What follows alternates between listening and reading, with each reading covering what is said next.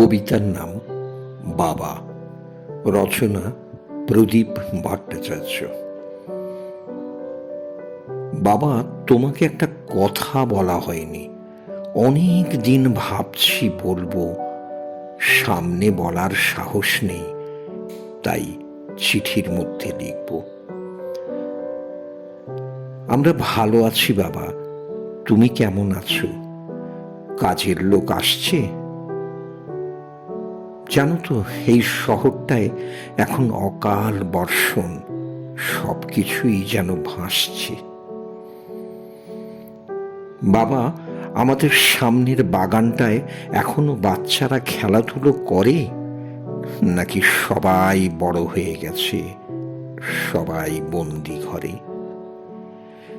বাবা, মনে আছে তোমার আঙুল ধরে দাঁড়ানো, প্রথম শুরু করি চলা? মনে পড়ে সেই ছোটবেলার দিনগুলো, জড়িয়ে থাকা তোমার গলা।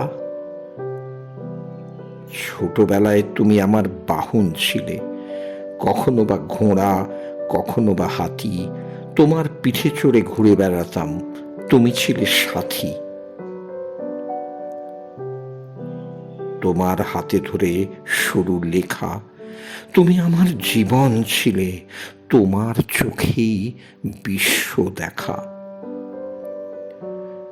মনে আছে বাবা সেই স্কুলের আবদার, টিফিনের জন্য 5 টাকা, জেনে বুঝি বুক পকেটে রাখতে, ভালো করেই জানতে কে করছে ফাঁকা।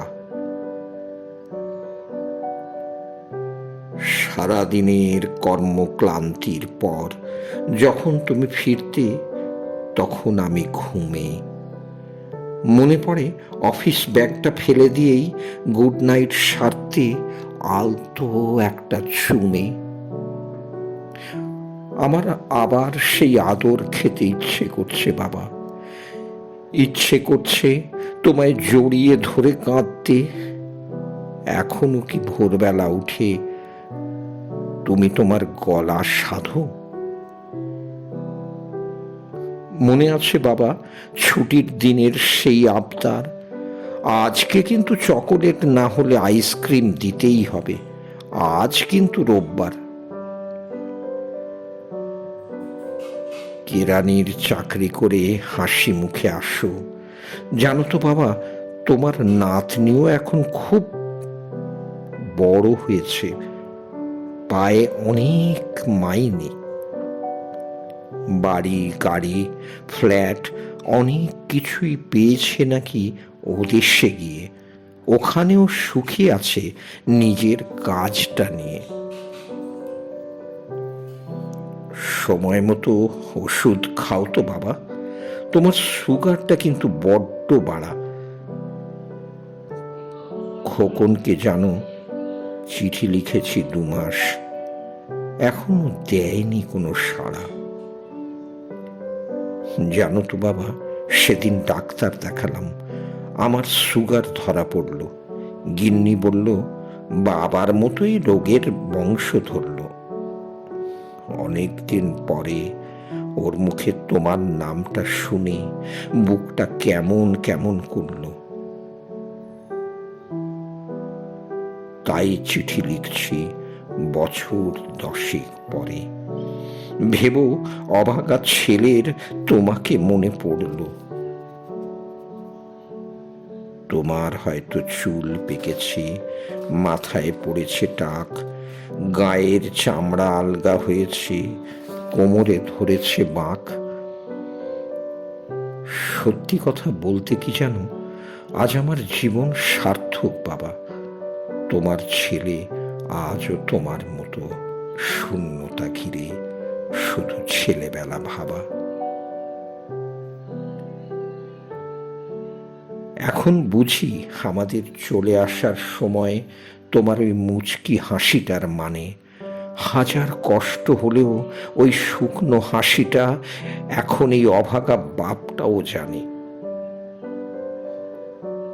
জানো তো বাবা, এখন মাঝে মধ্যেই ঘুমের মধ্যে তোমার ওই ডাকটা, খোকন গেলি কই, কানে বাজে। মনে হয় আমার খোকন বুঝি এসে বলবে চলে এলাম, আর ভালো লাগছে না দূরের ওই কাজে। যাই হোক বাবা, তুমি ভালো থেকো। তোমার বয়স হলো 80। সত্যি কথা বলতে, বাবা শব্দটার মানে বোঝার পর আমি এখন তোমায় আগের থেকে অনেক বেশি ভালোবাসি। আমার করা ভুলের কোনো ক্ষমা নেই, কোনো প্রায়শ্চিত্তও নেই জানি, কিন্তু তোমার পাওয়া কষ্ট, শূন্যতার অর্থটা আজ আমিও জানি।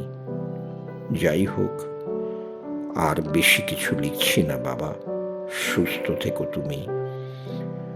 তোমার পথেই পথ চলা শুরু হয়েছে, তোমার মধ্যেই আমি। আজ আমি বুঝেছি বাবা শব্দের অর্থ হলো দায়িত্ব ভরে ভালোবাসা, যার মধ্যে কোনো স্বার্থ নেই, না আছে ফিরে পাবার কোনো আশা।